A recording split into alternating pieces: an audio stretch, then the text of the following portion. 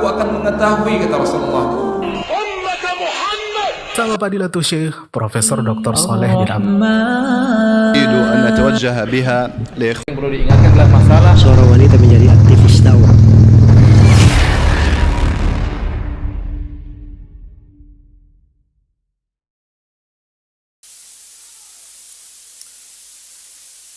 Bismillahirrahmanirrahim.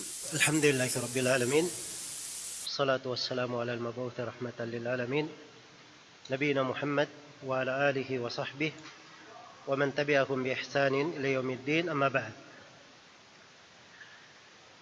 Baik, tadi saya singgung terkait dengan masalah takbir. Jadi ada takbir mutlak dan ada takbir muqayyad. Takbir mutlak itu seorang membacanya di mana saja, kapan saja. Di 10 hari pertama bulan Dzulhijjah. Dan yang kedua disebut dengan nama takbir muqayyad. Takbir yang dibaca selepas sholat 5 waktu. Dibaca selepas sholat 5 waktu. Dan ini dimulai pada tanggal 9 Dzulhijjah. Mulai dari tanggal 9 Dzulhijjah, yaitu hari Arafah. Pada tanggal 9 di sholat subuh. Maka setelah sholat subuh, boleh seseorang itu di masjid selepas sholat, dia memulai dulu, sebelum dia membaca dikir-dikirnya yang lain, dia bertakbir, bertahlil, dan bertahmid. Dan ini di masyarakat kita alhamdulillah berjalan sebenarnya. Hanya saja berjalannya mulai tanggal 10. Mulai tanggal 10. Kalau kita melihat pada apa yang dilakukan oleh para sahabat melakukannya pada tanggal 9 Dzulhijjah. Dan ini berjalan di tengah para sahabat, tidak ada yang menyelisihi mereka.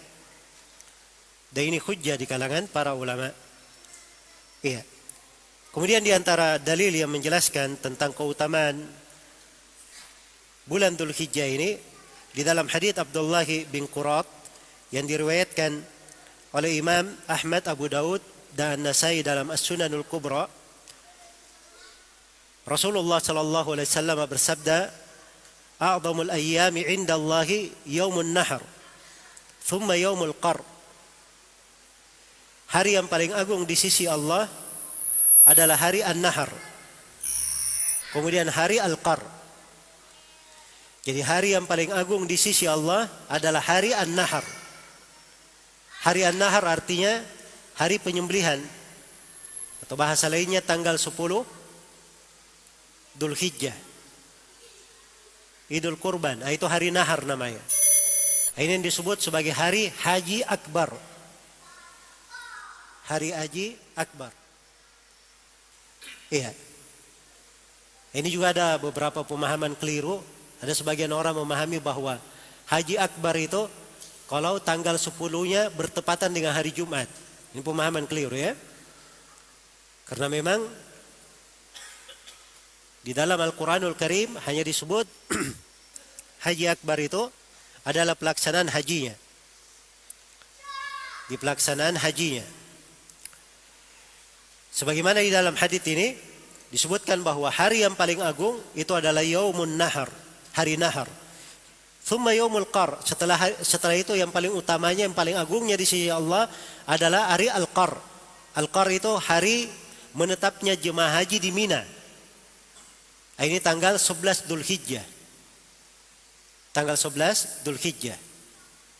Iya. Jadi ini sudah beberapa hadits terkait dengan 10 hari pertamanya, kemudian tanggal 11-nya. Untuk hari tasyriknya, di dalam Al-Quran di surah Al-Baqarah, Allah subhanahu wa ta'ala berfirman, "Wadhkurullaha fi ayyamin ma'dudat." Dzikirlah, menyebut nama Allah pada hari-hari yang berbilang. Hari-hari yang berbilang di sini yang dimaksud adalah hari-hari tasyrik. Dan telah syah dari Nabi sallallahu alaihi wasallam di riwayat Muslim dari Nubaisyah Al-Hudali radhiyallahu anhu, Rasulullah sallallahu alaihi wasallam bersabda, "Ayyamut tasyrik ayyamu aklin wa syurbin wa dzikrin lillahi ta'ala." Hari-hari tasyrik itu adalah hari-hari makan, minum dan berzikir kepada Allah subhanahu wa ta'ala. Iya. Maka ini dari beberapa hadits yang menjelaskan keutamaan hari-hari yang agung ini. Jadi kalau sudah diterangkan akan keutamaannya, keagungannya, dan dia adalah hari-hari yang teragung di dalam kehidupan dunia, tentunya hari-hari ini tidak diluputkan, tidak dibiarkan berlalu begitu saja, tapi dihiasi dengan ibadah. Iya, dihiasi dengan ibadah. Telah kita baca ya di dalam hadits Ibnu Abbas bahwa amalan saleh di hari-hari itu yang paling afdal, paling utama. Dan kata amalan saleh, frasa amalan saleh ini mencakup seluruh amalan saleh. Apa saja? Mau bersedekah, berinfak, ya, salat, puasa, membaca Al-Quran, berzikir, menyambung silaturahmi, berbuat baik kepada orang tua, berbakti kepada orang tua, memperbaiki hubungan yang terputus. Segala bentuk kebaikan dan amalan salih disyariatkan. Disyariatkan. Ya. Memang ada perbedaan ya dari sisi bulan Ramadan. Kalau bulan Ramadan itu para syaitan dibelenggu, sehingga seorang semangat beribadah. Ya. Manusia gampang bersemangat beribadah. Dan juga kebanyakannya di 10 hari terakhir bulan Ramadan rata-rata orang libur, kan begitu. Tapi ini hari-hari tasyrik manusia sibuk. Ya. Kemudian jiwa itu apalagi dia sudah terbiasa dengan hal-hal yang tidak ada hubungannya dengan akhirat. Kadang begitu dia mau masuk ke ladang akhirat, jiwa itu berat untuk masuk ke dalamnya. Maka di sini perlu mujahadah. Seorang perlu bersungguh-sungguh mengatur waktunya. Dia hidupkan malamnya dengan ibadah. Kalau di bulan Ramadan kita ada program khatam Al-Quran, maka ini di 10 hari pertama di bulan Ramadan, di bulan Dzulhijjah, hendaknya seorang itu ada target-target kapan dia khatam Al-Quran. Berapa banyak dia baca dari Al-Quran. Iya. Di antara ibadah yang dihidupkan oleh Nabi SAW, beliau berpuasa 9 hari. Berpuasa 9 hari. Dan ini telah syah dari sebagian istri Nabi SAW dalam sebuah hadits yang diriwayatkan oleh Abu Daud, bahwa Nabi SAW itu berpuasa beberapa hari, diantaranya watis'an min Dzulhijjah. Beliau berpuasa 9 hari di bulan Dzulhijjah. Jadi dari tanggal 1-nya sampai tanggal 9-nya sudah disyariatkan untuk apa? Berpuasa. Khususnya di tanggal 9. Ini disebut dengan nama hari apa? Hari Arafah. Hari Arafah ini di dalam hadits yang diriwayatkan oleh Imam Muslim, Rasulullah ditanya tentang puasa di hari Arafah. Kata beliau, yukaffirus sanatal madiyah wal baqiyah. Puasa hari Arafah ini menggugurkan dosa tahun yang telah lalu dan tahun yang tersisa. Iya, jadi 11 bulan sebelumnya digugurkan. Dan apa yang tersisa dari bulan Dzulhijjah digugurkan. Ini keutamaan puasa hari Arafah. 1 hari. Di tanggal 9. Dan di hari Arafah ini Nabi SAW bersabda sebagaimana dalam hadits Abdullah bin Amr bin As, riwayat At-Tirmidzi, khairu ma qultu ana wan nabiyyuna min qabli la ilaha illallah wahdahu la syarika lah, lahul mulku wa lahul hamdu wa huwa ala kulli syai'in qadir. Sebaik-baik yang saya ucapkan dan para nabi sebelumku mengucapkannya adalah la ilaha illallah wahdahu la syarika lah, lahul mulku wa lahul hamdu wa huwa ala kulli syai'in qadir. Dan di sebagian riwayat khairud du'a du'a'u Arafah. Sebaik-baik doa adalah doa Arafah. Iya. Karena itu di hari Arafah ini adalah hari yang paling baik seorang berdoa. Jangan dia luputkan waktu berdoa di situ. Kalau bisa sepanjang hari dia berdoa sampai matahari terbenam. Dia memohon kepada Allah Subhanahu wa ta'ala. Dan doa di Arafah itu lebih indah lagi, lebih utama lagi kalau dia sedang berada di Arafah. Di padang Arafahnya. Atau bahasa lainnya dia sedang haji. Dia sedang melakukan ibadah haji. Itulah di hari syaitan tidak pernah terlihat lebih hina melebihi di hari itu. Syaitan terlihat sangat hina sekali. Karena banyaknya dari hamba-hamba Allah yang dibebaskan leher-lehernya dari api neraka. Iya. Maka ini adalah hari-hari yang agung. Hendaknya kita manfaatkan dengan baik. Kita memuji Allah Subhanahu wa ta'ala. Karunia Allah sangat banyak di dalamnya. Selain daripada itu, kita juga ada ibadah namanya kurban. Bagi siapa yang haji, ya alhamdulillah Allah mudahkan untuknya berhaji. Itu anugerah yang sangat besar. Iya. Bagi siapa yang Allah tidak berikan kesempatan untuknya haji di tahun ini, maka banyak dari amalan-amalan yang bisa mencapai pahala orang yang haji. Pintu-pintu ketaatan kita buka untuk diri kita, jangan kita telantarkan. Ini 10 hari. 10 hari kalau dihitung dari 365 hari dalam setahun, 10 hari ini tidak ada apa-apanya. Sedikit 10 hari ini. Iya. Tidakkah kita mengkhususkan waktu, memberikan keseriusan di 10 hari ini? Iya. Kadang kita kalau di kehidupan dunia ya, kalau urusan kerja, ya perlu naik pangkat atau naik kedudukan, ya perlu ambil sertifikat ini, ambil ini. Kadang kursus sepekan, ada yang sebulan, ada yang 2 bulan, 3 bulan. Ya. Ini kadang keluar biaya. Ini gratis. Ya. Dan ini cuma perlu kita menyiapkan 10 hari, kita atur dengan baik. Bagaimana 10 hari ini dimanfaatkan dengan baik. Dan yang paling pokok, hari-hari ini kita sambut dengan mengagungkannya. Ini dasar yang paling besar. Dan tema kajian kita adalah untuk hal ini. Supaya kita mengagungkan 10 hari ini.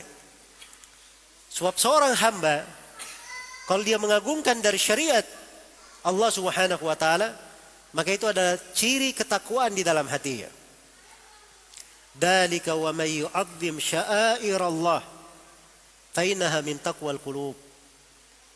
Demikianlah bagi siapa yang mengagungkan syiar-syiar Allah, simbol-simbol Allah, maka itu adalah bagian dari ketakwaan di dalam hati.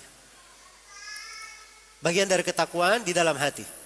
Maka perlu kita mengagungkan syiar Allah ini, simbol Allah ini.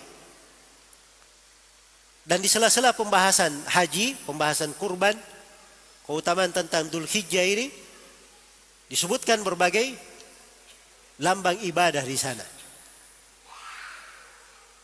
Disebutkan tentang tauhid. Qul inna salati wa nusuki wa mahyaya wa mamati lillahi rabbil alamin la syarika lahu wa bidzalika umirtu wa ana awwalul muslimin. Katakanlah, sesungguhnya salatku, sembelihanku, hidupku dan matiku hanya untuk Allah Rabbul Alamin, tidak ada syirikat baginya. Demikianlah saya diperintah dan saya adalah orang yang pertama berserah diri. Nusuki itu artinya sembelihanku. Kita sering dengar diartikan ibadahku ya. Memang betul ada yang menerjemahkan seperti itu. Tapi mayoritas ahli tafsir menafsirkan sembelihanku. Iya. Maka ini ibadah-ibadah yang agung adalah untuk membuktikan penghambaan kita kepada Allah, tauhid kita, ketulusan kita kepada Allah Subhanahu wa ta'ala. Dan kita juga tidak lupa bahwa syariat kurban ini kita mengikut kepada Nabi Ibrahim alaihi salam. Dan Nabi Ibrahim alaihi salam, beliau telah diperintah oleh Allah dengan sebuah perintah yang menunjukkan kemurnian ibadahnya hanya kepada Allah. Diperintah untuk menyembelih putranya sendiri. Putra yang dinantinya bertahun-tahun, berpuluh-puluh tahun. Iya, di dalam kehidupannya. Sebab putra beliau itu nanti lahir setelah umur Nabi Ibrahim lebih 80 tahun. Baru dikaruniai keturunan. Diperintah menyembelihnya beliau lakukan perintah Allah. Iya. Karena itu dibahasakan dalam Al-Quran, inna hadza lahuwal bala'ul mubin. Sungguh ini ujian yang sangat besar. Sangat jelas ujian ini. Maka untuk hal itu diganti. Wa fadainahu bidzibhin 'adzim. Kami ganti dia dengan sembelihan yang besar. Jadi ini diagungkan. Dasarnya adalah kita mengikuti bagaimana Nabi Ibrahim alaihi salam di dalam menunaikan ibadah. Iya. Di dalam beliau memurnikan ibadahnya, ketaatannya kepada Allah Subhanahu wa taala. Juga di sela-sela pembahasan seputar kurban dikatakan la'allakum tashkurun, supaya kalian bersyukur. Karena ini memang diperlukan kesyukuran. Lambang kesyukuran seorang hamba. Syukur terhadap nikmat-nikmat Allah Subhanahu wa taala. Dan juga di dalamnya terdapat kebaikan. Lakum fiha khair, untuk kalian di dalamnya kebaikan. Untuk kalian di dalamnya kebaikan. Maka apa saja di dalam 10 hari itu, apabila dia berbuat dari ketaatan, itu adalah kebaikan untuk dirinya. Kebaikan untuk dirinya. Maka ini adalah amalan-amalan yang agung, hendaknya dipersiapkan. Hanya saja bagi siapa yang ingin berkurban, sudah mau masuk bulan Dzulhijjah, dia ingin berkurban, maka ini ada hukum yang harus diketahui. Iya, misalnya ada dari bapak-bapak dan ibu-ibu di majelis ini yang ingin berkurban misalnya. Oh, saya nanti ingin menyembelih seekor sapi. Oh, saya ingin menyembelih seekor kambing. Dia sudah berniat dari sekarang. Kalau sudah ada niat dari sekarang, maka begitu masuk bulan Dzulhijjah, tanggal pertama, tanggal 1 bulan Dzulhijjah, maka ada hukum yang harus diketahui. Diriwayatkan di dalam Sahih Al-Bukhari dari Ummu Salamah, Rasulullah sallallahu alaihi wasallam bersabda, "Idza ra'aitum hilala Dzulhijjah wa arada ahadukum an yudhhi falyumsik an sya'rihi wa adfarihi." Apabila kalian melihat hilal bulan Dzulhijjah dan salah seorang dari kalian ingin berkurban, hendaknya dia tahan. Jangan dia sentuh kuku, jangan dia sentuh rambut dan kukunya. Maksudnya tidak boleh potong rambut, tidak boleh gunting kuku. Rambut apa saja? Rambut kepala, rambut mata, kumis, ketiak, ya, rambut badan, apalagi jenggot ya. Jenggot ini di bulan Dzulhijjah aja tidak boleh disentuh. Tidak boleh digunting. Apalagi di waktu-waktu yang diagungkan seperti itu. Waktu-waktu yang diagungkan dan dibesarkan. Di dalam riwayat yang lain, idza dakhalatil ashru wa arada ahadukum an yudhhi fala yamassa min basharihi wa sya'rihi syai'an. Apabila sudah masuk 10 hari pertama bulan Dzulhijjah dan salah seorang dari kalian ingin berniat untuk berkurban, jangan dia sentuh dari rambut dan kulitnya. Kalau ada kulit melepuh, tidak boleh disentuh. Tidak boleh diganggu, biarkan saja. Iya. Ini hukum. Dan ini terkait dengan siapa yang ingin berkurban. Siapa yang ingin berkurban? Kalau ada yang bertanya hukum di sini apa? Haram atau makruh? Jawabannya haram, ini larangan. Nabi kalau melarang asalnya adalah haram. Tidak boleh didekati. Baik, ada yang bertanya. Ya, kami satu rumah tangga. Ada suami, ada istri, ada anak-anak. Suami yang berkurban, tapi dia niatkan untuk istri dan anak-anaknya semuanya.